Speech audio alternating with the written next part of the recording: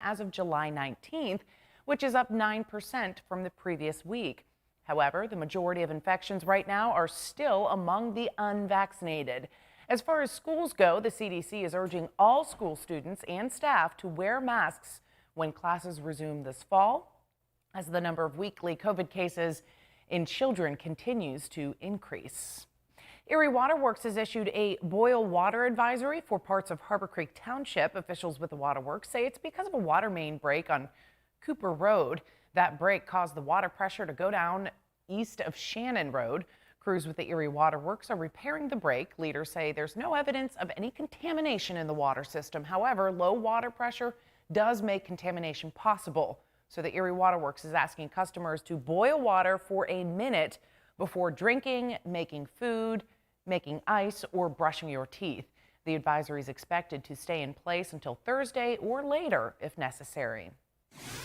Continuing coverage now on the mysterious illness killing songbirds throughout the nation and right here in our area.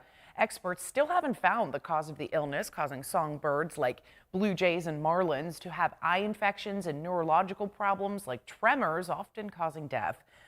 As the search for answers continues tonight, they're urging residents to keep their bird feeders down. The reason being, bird feeders are a known transmitter for other wildlife diseases. We really are asking the public to continue keeping bird feeders and bird baths down. You know, it's not a law, but we're hoping for kind of voluntary compliance with that. Pennsylvania wildlife officials are investigating hundreds of reports of this mysterious illness across the Commonwealth. You can call the Pennsylvania Game Commission if you believe you find a bird infected with the illness. We're keeping an eye on the repair work to the USS Cod, the World War II submarine currently being dry docked in Erie. Our Kara Coleman stopped by Don John Shipbuilding and Repair to see how the repairs are going and when the boat could be heading back to Cleveland. Well, there was so much excitement about this World War II submarine, the USS Cod, coming to town. It's been here at Don John for about 6 weeks, and there's still a bit more work to be done before it's brought back to Cleveland. We're continuing with the steel work. We're replacing a section on the stern of the vessel and replacing a section on the bow. There's inserts that have been put in during the midship area, and we're working on getting it ready to put the final coatings on. And while that steel work has been most time-consuming, the paint job is what will give the Cod a fresh new look, and that's expected to start this week. What's coming next is we're going to float the vessel up, move her, shift her on the blocks, put her back down, and then get ready to put the final coatings on. And Rick Hammer of Don John says the significance of this work doesn't escape him or his crew. You don't get this opportunity very often that a World War II submarine comes in for work. So this is part of our capabilities that we can provide. So we wanted to do the work. I also spoke with Paul Frace, the director of the USS Cod Memorial. At this point, he's trying to find a way for the boat to be docked for public tours here in Erie once these repairs are finished. But he is running into a little bit of trouble finding a way to tow it to where it would be docked for those public tours. We'll keep you posted on that effort. Kara Coleman, Erie News Now.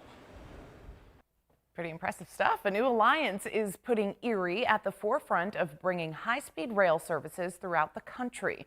Today, the group All Aboard Erie announced the creation of the Lakeshore Rail Alliance. It involves 7 passenger rail organizations from Chicago to New York City. All Aboard Erie was chosen to head the alliance because of its location between the Midwest and East Coast. Michael Furman will take over as its new executive director.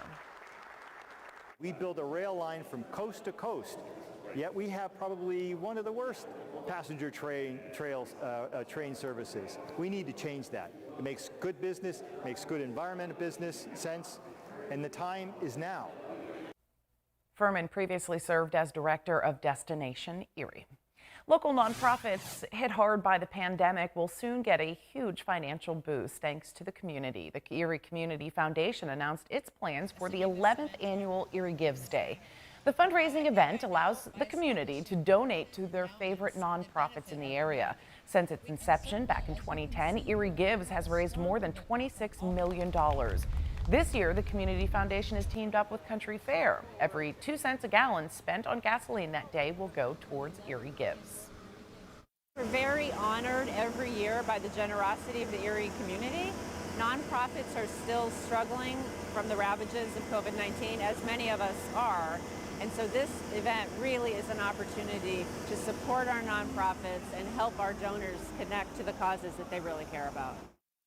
Erie Gives Day will be held on August 10th from 8 o'clock in the morning until 8 o'clock in the evening. Thanks so much for joining us for the Erie News Nowcast. Please join us for our next news, which is on the CW at 10 o'clock and then 11 p.m. on WICU and WSCE. Until then, I hope you have a wonderful evening.